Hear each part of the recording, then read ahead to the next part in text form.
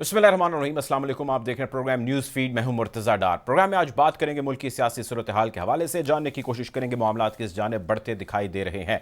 मुल्क के 23वें नए वज़ीर आज़म शहबाज शरीफ आ चुके हैं, अपने ओहदे का हल्फ भी उठा चुके हैं और अपनी जिम्मेदारियां निभाने का उन्होंने आगाज़ कर दिया है। कौमी असम्बली से खिताब के दौरान उन्होंने पेंशन समेत दीगर बहुत सारी और चीज़ें हैं जिसका जिक्र किया। पेंशन में इजाफा और बेसिक सैलरी इंक्रीमेंट के हवाले से भी जो है उन्होंने आते ही खुशखबरी सुनाई और साथ ही साथ उन्होंने कहा कि ख़जाने में तकरीबन कुछ नहीं है, रकम जो है वो कोई भी मौजूद नहीं है, ख़जाने खाली हैं। जो कुछ प्रीवियस गवर्नमेंट करके जा चुकी है उस सारे डेंट को कंट्रोल करना कोई आसान काम नहीं होगा। इस सब असना के अंदर पाकिस्तान तहरीक इंसाफ कौमी असम्बली से इस्तीफ़े दे चुकी है। सूबाई असम्बलियों से इस्तीफ़े दिए जाने के हवाले से मुशावरत जारी है। सड़कों पर प्रोटेस्ट का प्लान पाकिस्तान तहरीक इंसाफ करती है। वो प्रोटेस्ट कब होंगे, कैसे होंगे और किस प्लान ऑफ एक्शन के मुताबिक होंगे, उस हवाले से बहुत सारी तफसीलात हैं जो सामने आना है। अभी तक सुप्रीम कोर्ट के होने वाले फैसले के हवाले से, शॉर्ट ऑर्डर के हवाले से जो है मुख्तलिफ हलकों के अंदर बहस जारी है। कुछ के ख्याल से बिल्कुल आइन और कानून के मुताबिक फ़ैसला हुआ और कुछ के नज़दीक बहुत सारी चीज़ें हैं जिसको नज़रअंदाज कर दिया गया है। आज के प्रोग्राम में इन्हीं तमाम चीज़ों के हवाले से हम बातचीत करेंगे और ये जानने की कोशिश करेंगे कि आज का दिन जो कि एक तारीख़ी दिन है, ये कितनी अहमियत का हामिल है और किस समत में चीज़ें बढ़ती हुई दिखाई दे रही हैं। प्रोग्राम में मुझे ज्वाइन करें पाकिस्तान मुस्लिम लीग नून सिद्दीकुल फारूक साहब। Welcome to the show Siddiqul Farooq साहब। सिद्दीकुल फारूक साहब के साथ प्रोग्राम में मुझे ज्वाइन कर रहे हैं राजा आमिर अब्बास साहब, एक्सपर्ट ऑन लॉ। बहुत शुक्रिया आपका राजा साहब प्रोग्राम में वक्त देने के लिए। गुफ्तगू का आगाज़ मैं आपसे करना चाहूँगा सिद्दीकुल फारूक साहब। सर, सबसे पहले तो आपको मुबारकबाद, आपकी पार्टी के लीडर जो हैं वो मुल्क के वज़ीर आज़म बन चुके हैं, जिम्मेदारियाँ संभाल ली हैं। कैसे देख रहे हैं सारी सिचुएशन को, सारे मामले को, और उसमें ऐड ऑन ये कर दीजिएगा कि मामलात किस तरह आगे बढ़ते दिखाई दे रहे हैं आपको? बिस्मिल्लाहिर्रहमानिर्रहीम। बहुत शुक्रिया मुर्तज़ा डार साहब। पहली बात यह है कि शहबाज शरीफ साहब बतौर डूअर बहुत मारूफ हैं और बाकी सूबों के लोग बल्कि ये मुतालबा करते थे कि हमें भी एक शहबाज शरीफ दिया जाए। तो पंजाब का 65% आबादी का सूबा जो है उसमें उन्होंने डिलीवर करके इस हद तक तेजी से काम निपटाए कि अवामी जमहूरिया चीन के अंदर उसे पंजाब स्पीड के नाम से याद किया जाने लगा। दूसरी, मुल्क बहुत से मसाइल में है, आप जानते हैं मईशत का क्या हाल है, लेकिन और खारजा महाज पर कितने हम साबका हुकूमत ने गलत फैसले किए। अब इस सारी सूरत हाल में मुल्क को बेहतर समत में ले जाने के लिए सबसे पहले जिस चीज की जरूरत है वो है सियासी इस्तेकाम।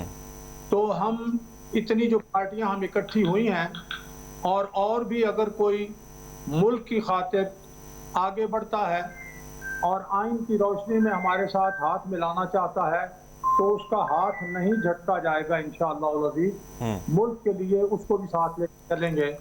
बिल्कुल उसी तरह, थोड़ी सी बात मेरी अगर लंबी हो जाए तो बर्दाश्त कीजिए। जिस तरह 26 दिन धरना देने वाले इमरान खान साहब, जब आर्मी पब्लिक स्कूल पेशावर का सानेहा हुआ 16 दिसंबर को और जनाब वजीर आजम नवाज शरीफ ने उस वक्त के वजीर आजम ने जब APC बुलाई, इमरान खान को भी बुला के अपने साथ बिठा लिया। तो हम अब भी कोई जज्बा रखते हैं। तो सियासी इस्तेकाम के लिए ये पॉलिसी। दूसरी बात है क्रेडिबिलिटी की, कि आपके सनतकारों में, आपके ताजरों में, आपके सरमायाकारों में, आप इस मुल्क के जो जरी शोबा है यानी जमींदार हैं, उनमें एक एतमाद हो। तो वो एतमाद जो है वो सामने है जनाब, और एक तजुर्बा रखने वाला आदमी है, उसकी क्रेडिबिलिटी है। आपने देखा एतमाद मंजूर हुई और जनाब अली उसके साथ ही 8 रुपए डॉलर जो है वो नीचे आ गया, उसकी कीमत कम हो गई डॉलर की, स्टॉक एक्सचेंज में तेजी आ गई। तो इस तरह से तीसरी बड़ी चीज जो है वो डिप्लोमेटिक फ्रंट पर जितना नुकसान पहुंच चुका है उसकी तलाफी करना। आज जो तकरीर पार्लियामेंट में की जनाब शहबाज शरीफ साहब ने, वजीर आजम ने, में आपने देखा कि उन्होंने अवामी जमहूरिया चीन और फिर जनाब सऊदी अरब और फिर तुर्की और यूरोपियन यूनियन सब के बारे में और अमेरिका के बारे में जो कहा, ये बड़ी पॉजिटिव बातें हैं। अभी जब CPEC उसी स्पीड से, पंजाब स्पीड से शुरू होगा, जब बड़े बड़े मंसूबे शुरू होंगे, जब ज़राअत के लिए काम होगा, जब सनतें लगना शुरू होंगी। ये जो अभी इन्होंने स्टेट बैंक ने शरह सूद बढ़ा दिया और इससे सरमायाकारी को नुकसान पहुंचेगा, इन चीज़ों को हम मिल बैठ के रिव्यू करेंगे। तो इससे ये होगा कि इकानमी आगे बढ़ेगी और उसका जो डिविडेंड है उसका फल आवाम तक आएगा। ये जो तनख्वाहें ठीक है। अच्छा सर, अब मैं चाहता हूँ जरा स्टेप वाइज चले हम चीज़ों को लेके आगे। अब आपने एक ओवरव्यू तो दे दिया, अब मुझे ज़रा पॉइंट वाइज बताइएगा कुछ चीज़ें। इक्तिसादी जो बहरान इस वक्त बना हुआ है, प्रीवियस गवर्नमेंट ने तो अपना टेन्योर पूरा नहीं किया, आप लोगों ने उनको नहीं करने दिया। इस इक्तिसादी बहरान से डील करने के लिए what is the exact plan? अगर मैं आपसे मुख्तसरन ये पूछना चाहूँ कि क्या है जिन चीज़ों को आप प्रायोरिटी देंगे और उनको ऑल टुगेदर जो है वो टेकअप करेंगे? सदीकुल फारूक साहब से हमारा राब्ता मुनक़ता हो गया है। सदीक साहब, मुझे सुन पा रहे हैं आप अभी? मेरी आपकी आवाज़ आ रही है। मसला ये है कि यहाँ बिजली चली गई है। मैं आपकी हुकूमत है सर, देखिए, और लाइट चली गई है। आप प्लीज बोलिए, हम आपकी आवाज़ सुन पा रहे हैं, आप बोलते जाइए, हम आपको ऑडियो पे सुन सकते हैं। हाँ जी, मैं ये अर्ज करूंगा, हमारी हुकूमत आ गई है और लाइट चली गई है। और कल ही एक मेरी बच्ची कह लें, बच्ची है, वो माजूर है। अच्छा। तो अभी शहबाज शरीफ साहब ने हल्फ नहीं उठाया, तो वो कहने लगी कि अब आपकी हुकूमत आ गई है, मेरा काम करें। जबरदस्त। और महंगाई, लोगों की तवक्कुआत इसी तरह ही होती हैं। मैं सिर्फ ये अर्ज करूंगा जी प्लीज, कि हमने मईशत को बेहतर बनाने के लिए, मैंने पहले आपको बताया है, सियासी इस्तेकाम जरूरी है, पॉलिसियां बेहतर जरूरी हैं, डिप्लोमेटिक लेवल पे बेहतर पॉलिसी जरूरी है, उसका फायदा होगा और सरमायाकारी बेहतर होगी, बड़े मंसूबे शुरू हो जाएंगे, तो उनसे हमारी इकानमी बेहतर होगी। अच्छा, अगला बहरान जो है, जो सर उठाए हुए है, वो सियासी बहरान है, जिसके बारे में बहुत शोर हो रहा है। और सियासी बहरान की मैं मुख्तसरन आपको तशरीह बता देता हूँ। वो दो चीज़ों में लोग कर रहे हैं, जो एनालिस्ट हैं वो ये कहते हैं, एक तो बहरान पैदा ये होगा कि वो कहते हैं जी एक भानमती का कुंभा बन गया है कि इतने ज़्यादा जो है वो पार्टीज़, इतने ज़्यादा लीडरान इकट्ठे हो गए। MQM की जानिब से भी नाराज़गी आपने देखा, वसीम साहब ने उसका इजहार किया कि जी आपने हमारा जिक्र ही नहीं किया, हम आपको यहाँ तक पहुँचाने वाले हैं। फिर अभी पहला, बल्कि कुछ घंटे ही नहीं गुजरे उनको वोट उठाए, उसके बाद उनका हमने रिएक्शन देखा। सवाल ये है कि इन सारी पार्टियों को कैसे डील करेंगे? और दूसरा ये बताइए कि इमरान खान की अपोजिशन कोई आसान अपोजिशन नहीं है, ये इनके नाकद भी कहते हैं। What is the strategy to do this all? How to manage the political instability? ये बिल्कुल आपने ठीक कहा। ये इतनी पार्टियां हैं, एक तो है PDM, उसके बाद MQM है, पीपल्स पार्टी है, ANP है। ये ऐसी छोटी मोटी चीज़ें जो हैं, इनके लिए अगर कोई गलती हो भी जाएगी तो इंशाअल्लाह उसको हम ठीक कर लेंगे। लेकिन इसमें कोई शक नहीं कि ये आजमाइश है सब पार्टियों की लीडरशिप की कि वो अपने ज़ाती और पार्टी मफादात से बुलंद हो जाएं और मुल्क को जो मसाइल दरपेश हैं उसको हल करने के लिए हाथों में हाथ डालें। तो वाकई MQM का जिक्र नहीं हुआ, उसमें तकलीफ होती है कि भाई आपने हमारा जिक्र नहीं किया। उसमें बेहतर होता कि वज़ीर-ए-आज़म साहब इन सारी पार्टियों के वहाँ उस वक्त नाम लिख लेते, ये अच्छी बात है। लेकिन ये एहतजाज भी बिल्कुल ऐन इंसानियत का तकाजा है, लेकिन ये ऐसी कोई बात नहीं है कि इसका ये मतलब है कि जनाब खुदा ना खास्ता आप पता नहीं क्या हो जाएगा। नहीं सर, इमरान खान साहब के साथ इत्तेहादी 2-3 थे, आपके साथ तो इतने ज्यादा हैं। इत्तेहादियों को मैनेज करना आसान काम नहीं है सदीक साहब। मैंने ये अर्ज किया कि ये इनकी आजमाइश है, लेकिन हम इनको इंशाल्लाह साथ लेके चलेंगे। चलें, ठीक है, देखते हैं जी। जी प्लीज कंटिन्यू करें आप। इसका दूसरा जो है वो आपने इमरान खान की अपोजिशन की बात, जी बात है कि जब इमरान खान साहब हुकूमत में नहीं थे तो जो मर्जी कह देते थे। अब तो 9 साल खैबर पख्तूनख्वा की हुकूमत और 3.25 साल मरकज की हुकूमत, और इसमें जो कुछ है और बहुत कुछ है, और फॉरेन फंडिंग केस भी है, और यहाँ चीनी और आटा और अद्वियात और जनाब कोविड-19 के 40 अरब रुपए जो अपना ऑडिटर जनरल ऑफ पाकिस्तान के सामने लेके आए हैं, करप्शन के और सारी चीजें, ये बेशुमार चीजें हैं। 3.5 किलो सोना भी पड़ा है, 8.5 करोड़ की घड़ी भी है, और बहुत सी चीजें हैं, और जो इनकी पॉलिसियां जिनकी वजह से नुकसान हुआ है वो भी सामने है। तो अभी ये बहुत सी चीजें सामने आएंगी। अब ये इस तरह से नहीं है कि ये उछल कूद करें कि जी मैंने तो इनकी क्लीन स्लेट है। अब स्लेट क्लीन नहीं है, अब वो तमाम चीजें उसमें कायदे कानून के मुताबिक। बिल्कुल ठीक है। आप देखिए आप मेरे शहबाज साथ शरीफ नहीं सर, साहब अभी ने चलते हैं, मुझे अभी बड़ी मैंने बताया, आपसे बड़ी अभी सवालात करने हैं। एक जुमला जी जी जी। शहबाज शरीफ साहब ने ये नारा नहीं लगाया, मैं नहीं छोड़ूंगा, उन्होंने ये नारा नहीं जी, लगाया। इस पे मैंने बात उन्होंने करनी है कहा आपसे, इस पे बात हम करनी है, इस पे इंतकाम लहदा मैं कर आपसे लेंगे, क्वेश्चन करूंगा। कानून अपनी आप ठीक है मेरे साथ हैं। राजा आमिर अब्बास साहब, सर सवाल आपसे मेरा ये है कि बहुत कुछ हो गया, अभी हम इस हवाले से जिक्र भी कर रहे थे कि इतना कुछ हो गया कि ये समझ नहीं आ रही कि हम एरिया ऑफ डिस्कशन जो है वो क्या रखें अपने इन प्रोग्राम्स की, ट्रांसमिशंस की। लेकिन प्राइमरीली इस वक्त जो गवर्नमेंट का तब्दील होना है उसके पीछे छुपा हुआ या उसके पीछे जो रीज़न है वो एक ऐसा ख़त है, और उस ख़त की वजह से ये सारा मामला यहाँ तक पहुँचा अदालत तक। अदालत ने उसके ऊपर, सुप्रीम कोर्ट ने एक शॉर्ट ऑर्डर हमने देखा वो आ गया, और उसके हवाले से अभी तक जो है उसकी तशरीह की जा रही है। कुछ का कुछ और ख्याल है, कुछ का कुछ और ख्याल है। मैं सबसे पहले आपका इसके बारे में ओपिनियन जानना चाहता हूँ, चूँकि ज़ाहिर फैसला आ चुका है, हम इस हवाले से बात खुल के कर सकते हैं। मुझे आप पहले अपना ओपिनियन दीजिए, फिर इसमें छुपे एक दो लीगल लकूनाज हैं वो भी मैं आपसे जानना चाहूँगा। आप पहले अपना ओपिनियन दें, आप कैसे देखते हैं इस फैसले को? देखिए मुर्तजा, जो हमारा आइन है वो बिल्कुल इस चीज की इजाजत देता है कि वोट ऑफ नो कॉन्फिडेंस हो, और जो दूसरी साइड है ट्रेजरी के मुखालिफ, वो आके गवर्नमेंट में अगर अपने नंबर्स पूरे करती है तो वो चेंज ऑफ गवर्नमेंट कर सकती है। लेकिन एक होती है चेंज ऑफ रिजीम। अब चेंज ऑफ रिजीम जो होती है, ये टर्म यूज होती है कि जहां पे फॉरेन अबेटेड, फॉरेन एडेड, और जिसमें बैरूनी जो के कहा जा रहा है, एलेज किया जा रहा है, इन्वॉल्वमेंट होती है, तो वो रिजीम चेंज की होती है।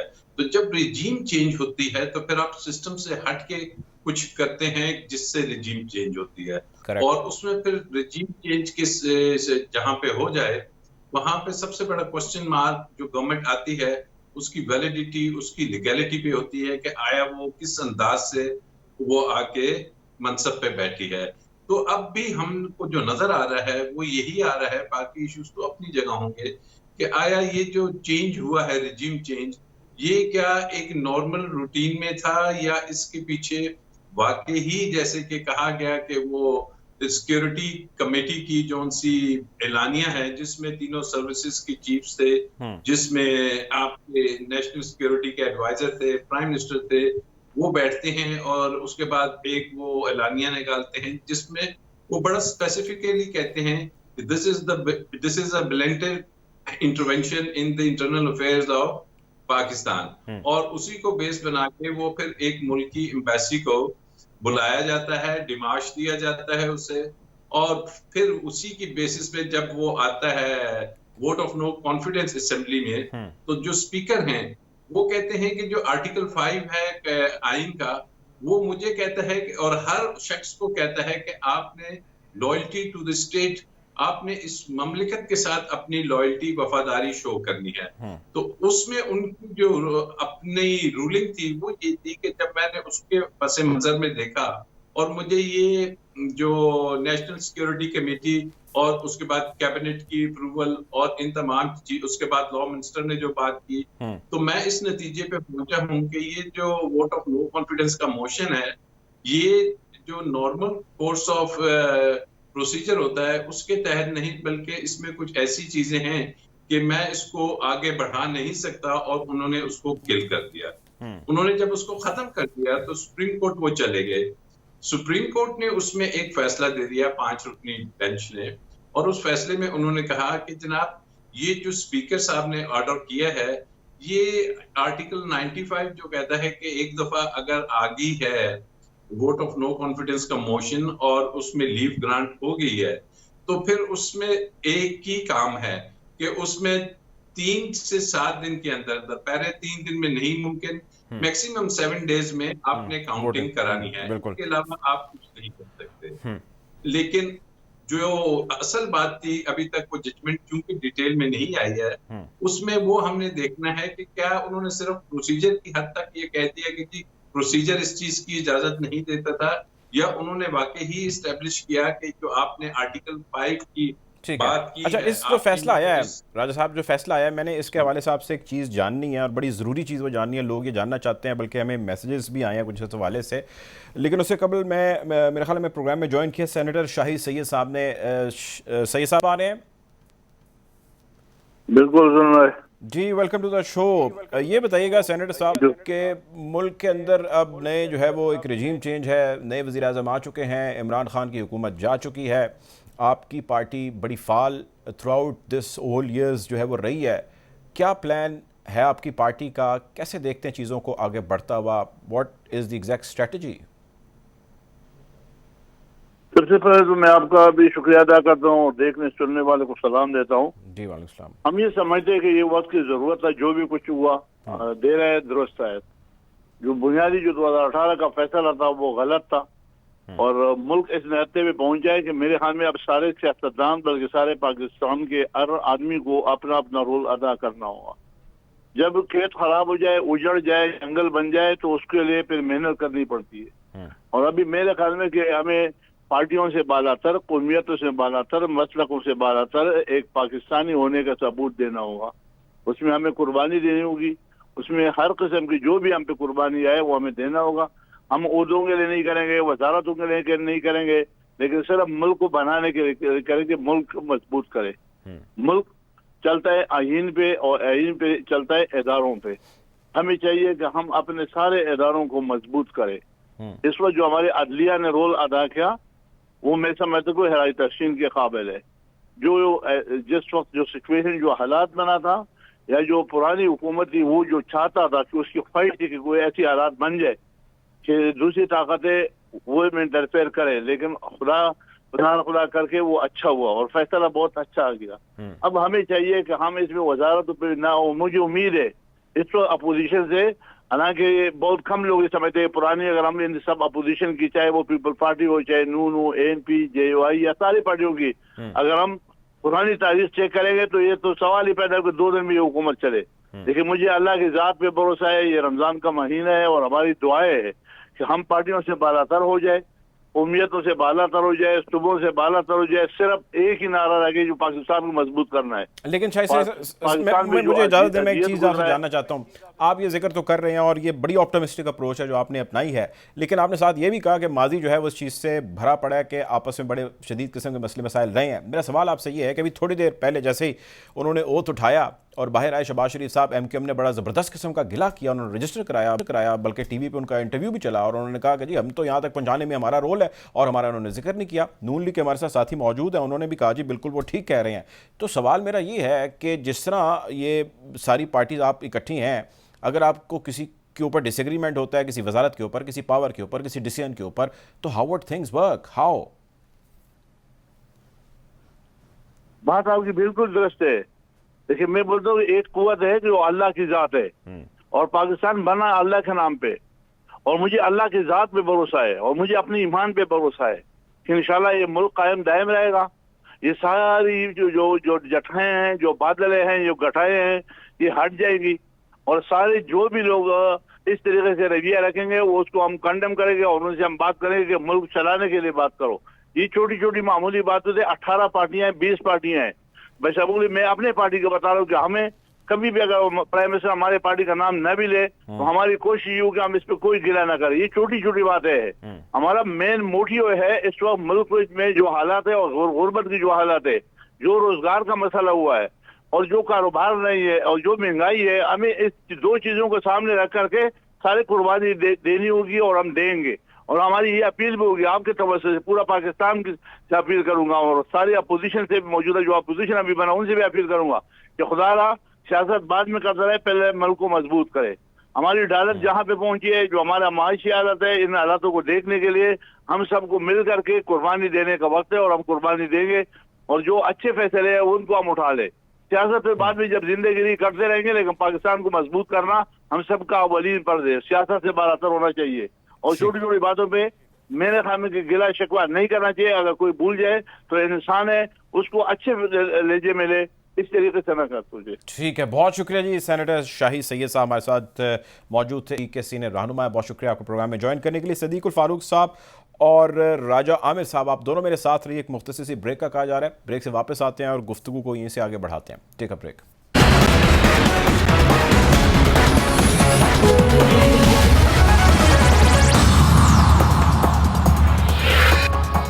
Welcome back after the break. Programme में हम बात करें मुल्क की सियासी सूरत हाल के हवाले से। मेरे साथ मौजूद हैं पाकिस्तान मुस्लिम लीग नून के रहनुमा सिद्दीकुल फारूक साहब और हमारे साथ मौजूद है राजा आमिर अब्बास साहब, सीनियर कानूनदान। आप दोनों मेहमानों का बहुत शुक्रिया प्रोग्राम में वक्त देने के लिए। सिद्दीकुल फारूक साहब, सर सिफारती महाज के हवाले से मैं चाहता हूँ कुछ हम ज़रा बातचीत करें। प्राइम मिनिस्टर शहबाज शरीफ बन गए और शहबाज शरीफ साहब के प्राइम मिनिस्टर बनने के बाद जो पहली उनको मुबारकबाद गालिबन आई वो नरेंद्र मोदी साहब की आई। मैं उनका ट्वीट पढ़ के सुना देता हूँ। वो ये कहते हैं जी, congratulations to his highness Mian Mohammad Shahbaz Sharif on his election as the prime minister of Pakistan. India desires peace and stability in the region free of terror so that we can focus on our development challenges and ensure the well being and prosperity of our people. Shahbaz साहब ने before being the prime minister बहुत आड़े हाथों लिया कश्मीर वाले मामले पे इमरान खान साहब को, और उन्होंने कहा कि जिस किस्म का गदर मोदी और उसके पैरोकारों ने वहाँ पर मचाया है, हमने कश्मीर का सौदा कर दिया है। वो तो आपके साथ बड़े अच्छे ताल्लुकात बना के प्रॉस्पेरिटी पीस की बात कर रहे हैं। गालिबन पहले उन्होंने आपको मुबारकबाद दी और उसके बाद तैयब उर्दगान की भी मुबारकबाद आई है। How would you respond to this sir? जी, मैं थोड़ी सी बात कर लूं जो राजा आमिर साहब ने की है, और इसका मैं फौरन जवाब आपको दोनों सवालों का। अगर आप मुझे ये पहले दे दें तो लोग रिलेट कर लेंगे सर। अगर सिफारती वाली बात का पहले जवाब अगर आप दे सकें। अच्छा, मैं इसका पहले जवाब दे देता हूँ। देखिए जी, शहबाज शरीफ साहब ने जो बात इंडिया का जिक्र करते हुए की, बड़ी उसूली बात की। उन्होंने जिस ख्वाहिश का इज़हार किया, जनाब शहबाज शरीफ ने भी जिक्र किया कि आइए हम अपने झगड़े यूएन रेजोल्यूशन के मुताबिक हल करके अपने वसाइल को गुर्बत ख़त्म करने और वगैरह वगैरह पे खर्च करें। तो ये खुशाइंद है कि हमारे पड़ोसी ने मुबारकबाद दी और अच्छी नीयत का इजहार किया। दूसरा, हमारे बेहतरीन दोस्त मुसलमान भाई हैं तैयब उर्दगान, उनकी अपनी कारकर्दगी, उनकी क्रेडिबिलिटी बहुत मिसाली है। उन्होंने मुबारकबाद दी। ये हमारे उनके साथ जो गर्मजोश ताल्लुकात हैं और बिलखुसूस नवाज शरीफ साहब और शहबाज शरीफ साहब के, ये उनकी भी अक्कास है। सर उसके साथ तो ताल्लुकात जो तैयब उर्दगान के साथ हैं उसकी तो तारीख भरी पड़ी है कि आपके ताल्लुकात अच्छे हैं। लेकिन मैं नरेंद्र मोदी भी आपसे जानना चाहूँगा कि आपकी पार्टी पे ये इल्ज़ाम है कि आप लोग जो है वो नरेंद्र मोदी के यार हैं, ये नारे लगते रहे हैं, शादियों पे आना जाना लगा है, सरप्राइज विजिट्स होते रहे हैं, अलहदा मुलाकातें होती रही हैं, पहली मुबारकबाद भी उनकी आ गई है। ये तो बयानिया फिर दुरुस्त साबित होता दिखाई दे रहा है, क्योंकि माजी में तो हमने नहीं देखा कि इतना स्पॉन्टेनियस रिस्पॉन्स और इस किस्म की मुबारकबाद हो। मुर्तज़ा डार साहब, पहली बात यह है कि इमरान खान साहब ने 2 दिन लगातार इंडिया की बड़ी तारीफ की और उन्होंने कहा जरा सा ये सर वो तो गलत है ना, उनको छोड़ दें, आप अपनी बात बताएं ना सर। एक लम्हा आपका सवाल माजर, यानी अगर हमारा पड़ोसी खुद पहल करे कि मुबारकबाद देने में और मसाइल हल करने में, और आगे अगर आप इस सिलसिले में 99 की जो 21 फरवरी का जो लाहौर डिक्लेरेशन है उसको देख लें, फिर उसके बाद और मामलात को देख लें। इंडिया ने 5 धमाके किए, नवाज शरीफ साहब ने उनके मुकाबले में 6 कर दिए। ये दोस्ती है या ये उनको कंसेशन देना है? नहीं, अब इंडिया आपका दोस्त है या नहीं है ये बताएं। मोदी साहब आपके दोस्त हैं कि नहीं? दूसरी बात यह है कि उन्होंने सी पैक की मुखालफत इंडिया ने की, बल्कि उसके लिए तो एक पूरी फोर्स बना दी उसको सैबोटाइज करने के लिए। नवाज शरीफ ने वो शुरू की उनकी मुखालफत के बावजूद। तो इसको क्या कहेंगे? इन सब के बावजूद जो बात हमारी तरफ से हुई, आपने कहा कि उन्होंने आड़े हाथों लिया शहबाज शरीफ साहब ने, उसके जवाब में उन्होंने नरमी दिखाई है।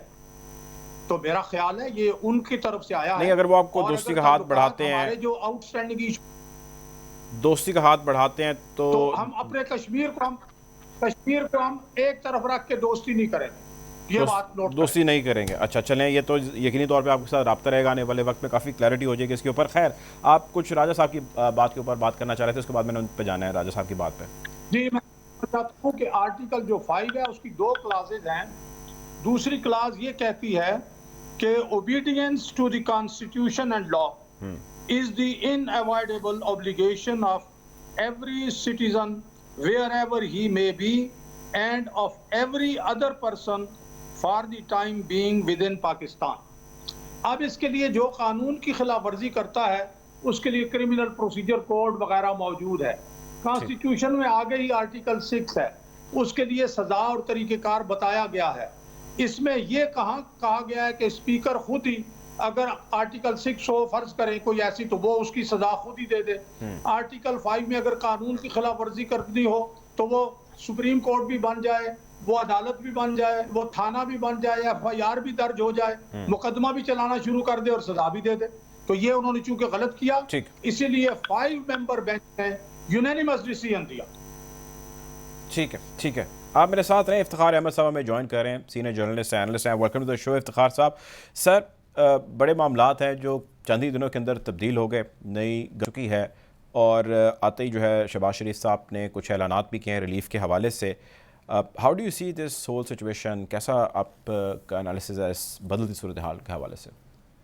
एक तो मुझे आपकी आवाज़ बहुत कम आ रही है, दूसरा मैं इसको कैसे देखता हूँ, मैं देखता हूँ कि अगर कॉन्स्टिट्यूशन वायलेशन हुई थी, उस कॉन्स्टिट्यूशन वायलेशन का नोटिस लिया सुप्रीम कोर्ट ऑफ पाकिस्तान ने, और सुप्रीम कोर्ट ऑफ पाकिस्तान ने एक हुक्म दिया जिस पे अमल दरामद करने से लोग कतरा रहे थे, उसको डिले कर रहे थे, और फिर अल्टीमेटली उन्होंने ना चाहते हुए उस पर अमल किया, लेकिन इतनी ज़्यादा उसमें ड्रामा क्रिएट किया, और लगता है कि सारा स्क्रिप्ट इन्होंने पहले से लिखा हुआ था कि पार्टी आउट हुई है, कि उन्होंने किसी का हुक्म नहीं मानना, ना आइन को मानना है, ना अदारों के हुक्मों को मानना है। वो साफ हमें समझ आ गई। और आज भी आपने जो देख लिया कि फ्लोर ऑफ द हाउस को किस तरह इस्तेमाल किया गया। जब बिलावल भुट्टो तकरीर करने के लिए आए, तो जो शख्स असूली तौर पे ये कह के उठ के जा चुका था कि मैं जा रहा हूँ, वो एकदम दोबारा दाखिल हुआ और उसने बिलावल भुट्टो की तकरीर नहीं होने दी। ये चीजें तारीख का हिस्सा बन गई हैं, और लोगों को समझ आ गई है कि आइन के साथ कौन खड़ा है, आइन का तमस्खर उड़ाने वाले कौन है। ठीक है। अच्छा इफ्तिखार साहब, ये बताएं कि ज़ाहिर अब एक नए वज़ीर आज़म जो है वो आ चुके हैं, अपने ओहदे का हल्फ भी उठा चुके हैं। अब आने वाले वक्त में जो इत्तेहाद है इन तमाम पॉलिटिकल पार्टीज़ का, ये प्लस जो अपोजिशन होगी पाकिस्तान तहरीक इंसाफ की, जिसको बहुत सारे क्रिटिक बड़ी पॉजिटिव तरह भी देखते हैं उनकी सियासत के लिए पाकिस्तान तहरीक इंसाफ की, आपके ख्याल से ये सेटअप किस तरह रन करेगा? ऑप्टिमिस्टिक पॉजिटिव होकर चलेंगे या मसले मसाइल होंगे? कोशिश करेंगे चीज़ों को रिजॉल्व करने की, जो उनके लिए बहुत मुश्किल है, क्योंकि माशी मसाइल बहुत ख़राब हैं। IMF के साथ जो आपकी एग्रीमेंट है, उनकी जो शराइत हैं, वो बहुत ऐसी हैं जो पाकिस्तान के अवाम के मुफाद में नहीं हैं। कुछ हम इंटरनेशनल कमिटमेंट ऐसी कर चुके हैं, मसलन स्टेट बैंक का जो आपने सरबराह मुकर्रर किया है, वो भी उनके दबाव में किया हुआ है। अब ये वो कमिटमेंट्स हैं जो साबका हुक्मरान कर गए।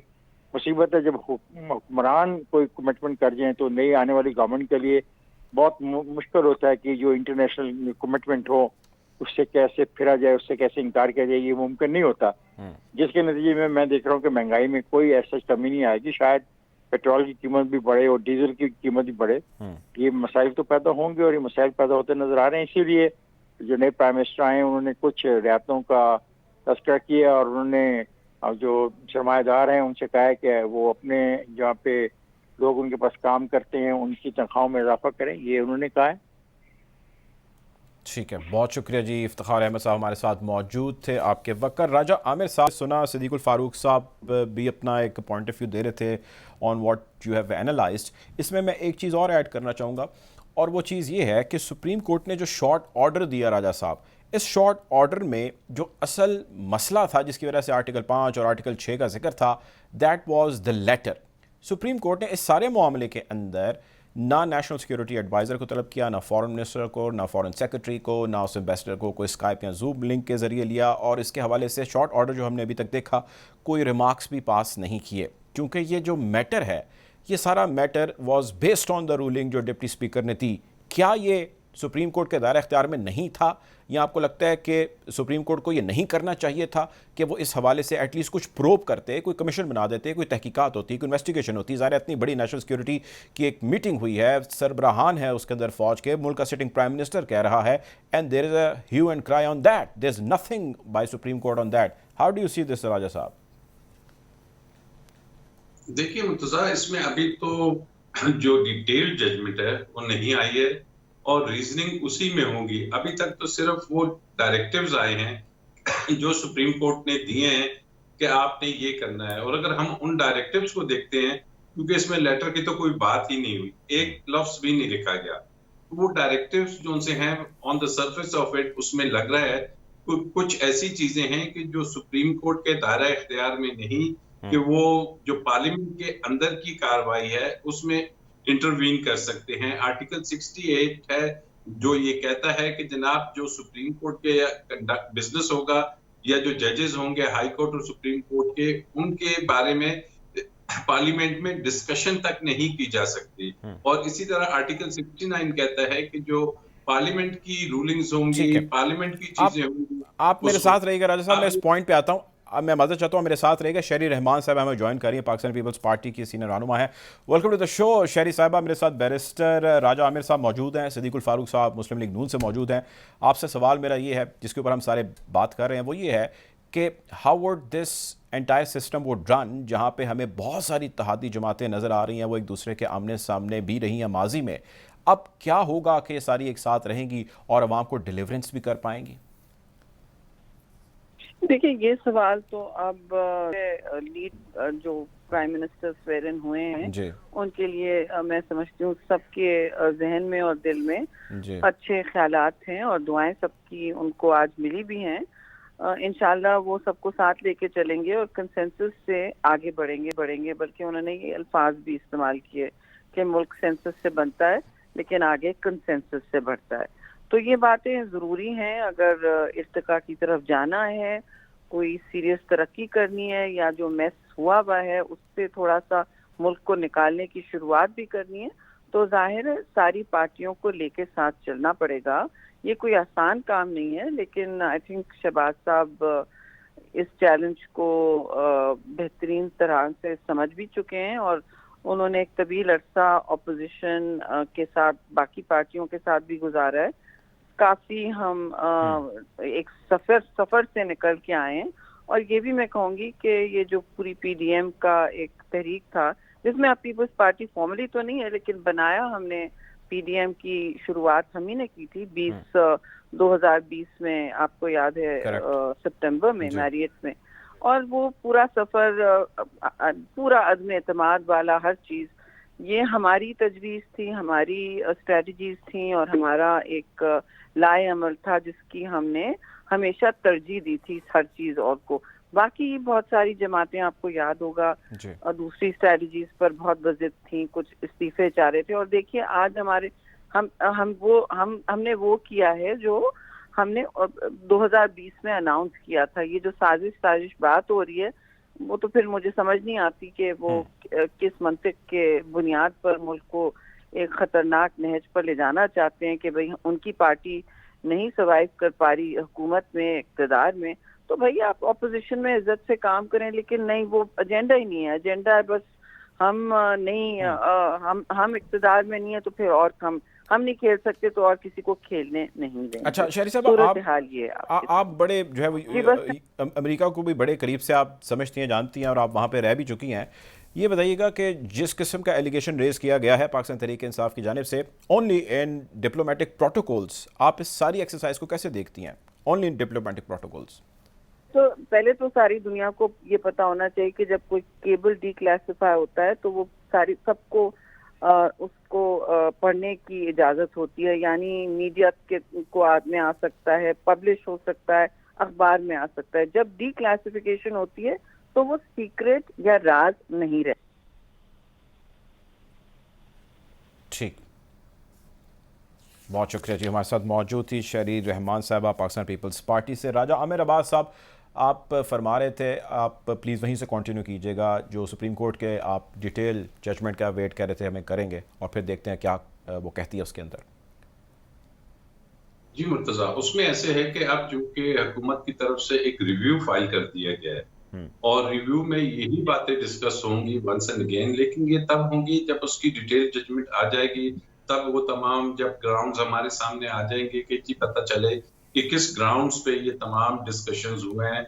जो स्पीकर की रूलिंग को अगर उन्होंने नल एंड वर्ड करार दिया है तो क्या उसका बेस उन्होंने कहा है कि सिर्फ हाइपर टेक्निकलिटीज हैं, या उन्होंने कहा है कि स्पीकर ने जो बेस बनाया था वो बेस सफिशिएंट नहीं था और स्पीकर ने ये अपने पास से अगर उन्होंने ये कंक्लूजन ड्रॉ कर लिया है तो उसकी भी वो उसके पीछे देंगे कि जनाब इसकी कौन सी वजूहात है और रीजनिंग देंगे।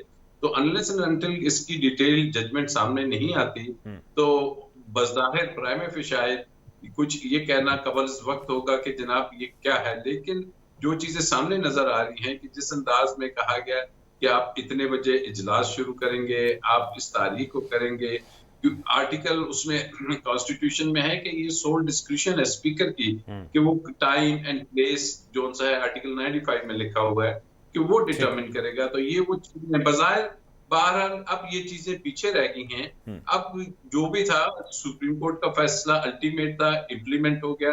अब इससे आगे जो फ्यूचर कोर्स है that is very very much important, क्योंकि जो मुझे सबसे ज्यादा एक चीज का एहसास हो रहा है बीइंग पाकिस्तानी, वो ये हो रहा है कि क्या इस तमाम प्रोसेस में पाकिस्तान को नुकसान तो नहीं हुआ?